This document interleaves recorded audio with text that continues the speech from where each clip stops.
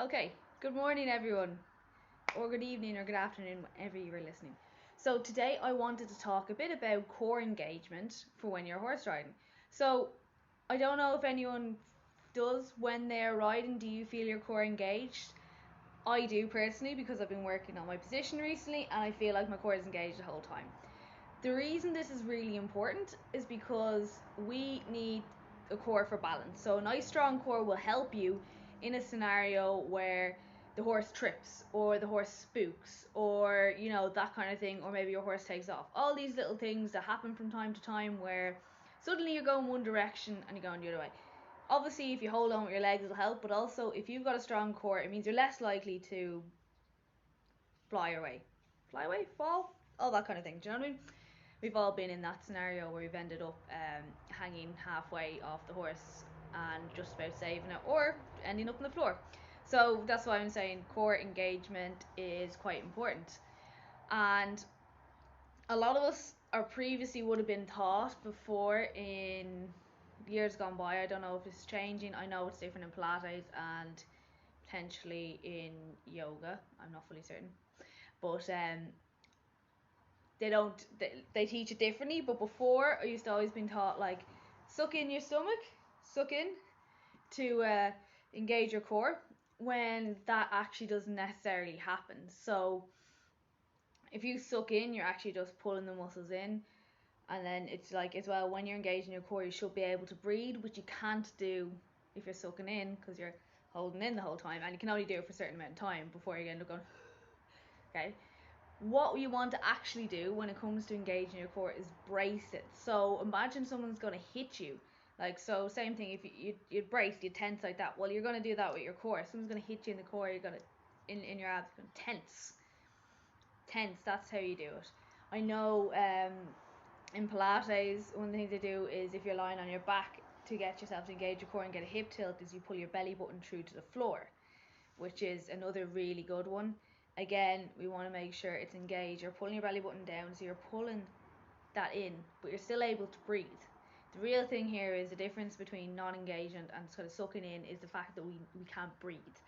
So, very important, you'll be able to pull in your core, and then you will actually feel more solid. If you can engage your core while horse riding, you'll feel more solid. You'll feel like you're not as likely to come off. Then when it comes to little things like that after, there's a lot of other things we can do that can help with strengthening that core. If you find core engagement difficult, it doesn't mean that, like, if you're horse riding you have to have it held the whole time you're riding, especially if you're not used to it. But if it's something that you are used to, yeah, fire away, hold that core in. However, if you can take practice, hold it. Like I always say, if you're trying to get something right or learning something that you're not used to doing, especially if you're trying to do it while riding, practice it in walk, practice it in trot, practice it in canter. Just like you would if you're trying to get like a position down, or if you're trying to get used to, say, doing jumping position. You'd practice it in walk, you'd practice it in trot, you'd practice it in canter. You're getting used to rising, well, you wouldn't rise and trot and walk, but you know what I mean, standing in your stirrups. All the way we would do it normally for when it comes to riding stuff. Now when it comes to strengthening things, we do the exact same thing. Try it and walk, try it and trot, try it and canter. You hold it for 5 seconds, let it go. Hold it for 5 seconds, let it go. Practice bracing. Do it when you're warming up with the horse. During the walk, you do practice. You practice. You try it a few times and trot. Simple. And brings it up. Then you get used to doing it. Once you're used to engaging your core, it's a lot easier to use it when you're doing core exercises. One of the great things as well, one of my favourite little things I like to use to help you engage your core more, I've shown this so many times, is these little bad boys here. They are called fit balls, yoga balls, there's a few different things. Swiss balls, another one I think. And the more you use these, the more you get obviously better at using them. So, hold on a minute here, to see if I can set this up better. Okay, alright. Okay, so if you're using one of these, guys, now you sit up tall, you pull your core in. This has movement that makes you engage your core for balance. The slightly better thing about this is it's not going to make it have a mind of its own and go a different direction without you knowing. Sometimes they do if you don't sit in them properly. But you can even practice this by sitting up against the wall, absolutely fine. Or you can do it like where you're not against the wall. And one great thing to do, practice your tilting with your hips. Very important, especially when we're riding, you want to be able to tilt your hips.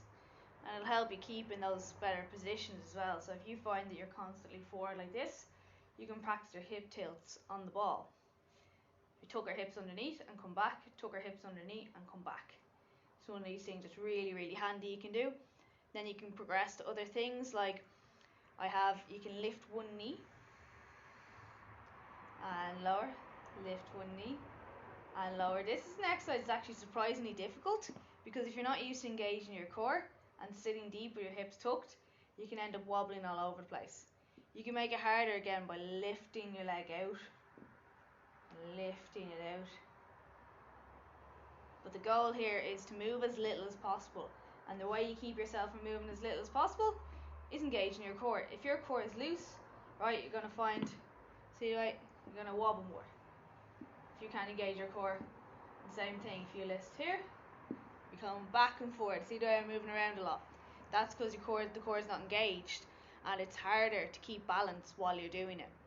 So it's really, really important and really good way to practice and get better at engaging your core. Having one of these is really easy to get. You can find them in basically everywhere. Like you can, like I got one in Pennies. You can get them. I think you can get them at home somewhere more. You can get them in sports shops. They're very easy to get. Get them online on Amazon, Decathlon, any of them.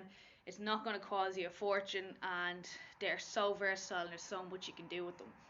So I hope that helped, and I hope that gave you a little bit more insight into the importance of core strength today. And if you do have any questions, drop me a DM, drop a message down here if you found this, a comment if you found this helpful.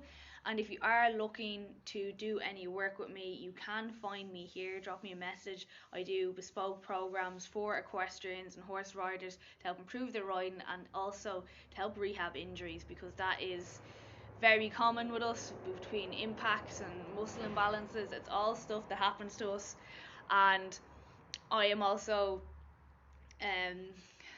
nearly fully qualified as a physical therapist, so I can combine the PT and the rehab exercises. So if that is something you're looking for, do drop me a DM, give me a message, and I'll just get back to you.